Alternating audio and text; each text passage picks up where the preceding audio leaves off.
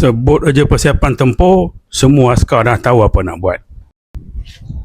Video hari ni special sikit, sebab tu saya buat outdoor.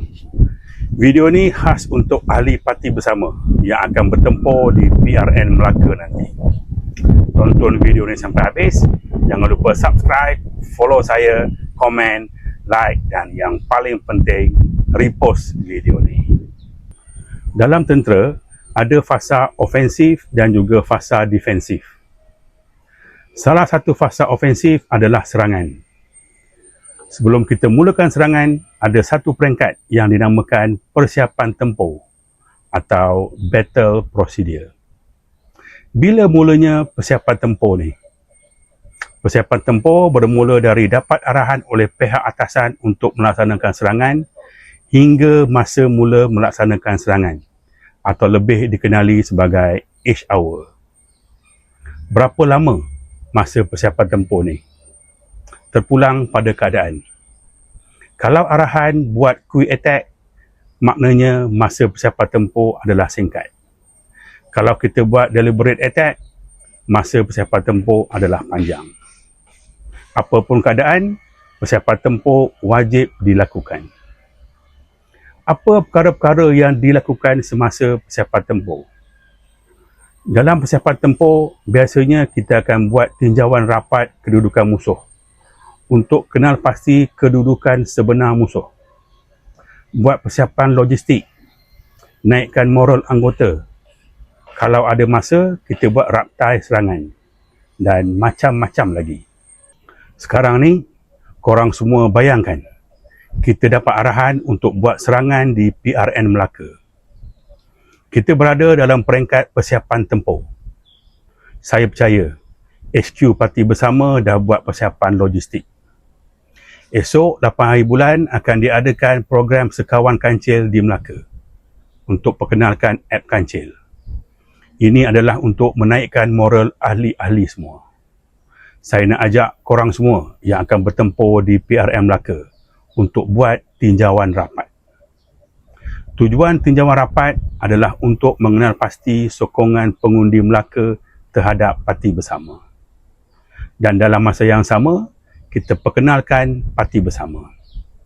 Jangan risau, tak susah pun. Semua orang boleh buat.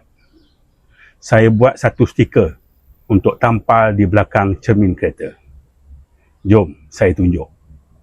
Stiker ni ada logo Parti Bersama dan tanda pangkah dan tulisan horn 2 kali tanda sokong.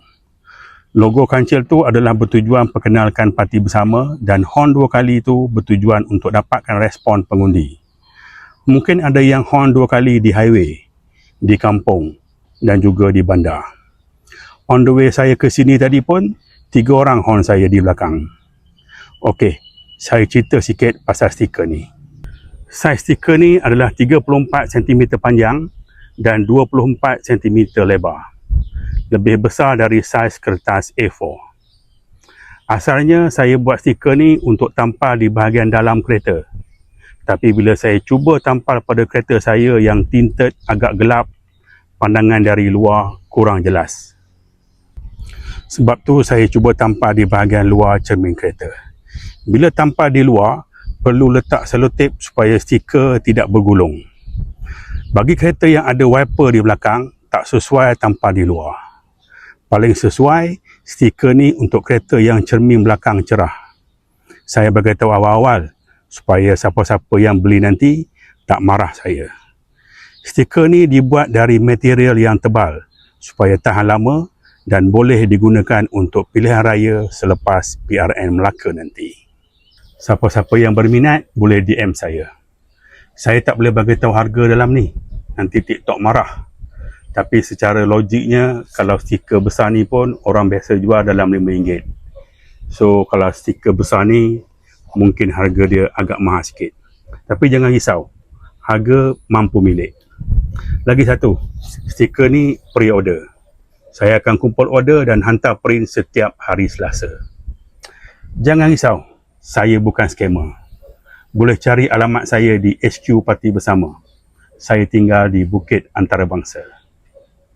Akhir sekali, jom kita sama-sama bantu persiapan tempur untuk serangan PRN Melaka. Semoga jumpa di video-video akan datang. Terima kasih.